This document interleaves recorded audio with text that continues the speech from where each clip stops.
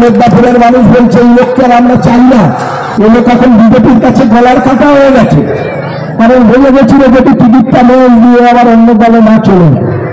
লাস্টে বললো যাও তোমাকে বাঘের মুখে দিয়ে দিলাম, বর্ধমান দুর্গাপুরে বা তুমি লড়াই করে জিতে আসো।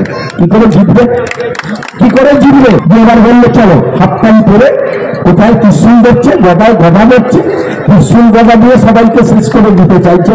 20 জন 25 লোকদেরকে নিয়ে তার বলা নাই কোথায় কার মন্দিরে টিফিন খাওয়াচ্ছে, চলে গেল। বাকি লোক মনে হয় সব আমার লোক।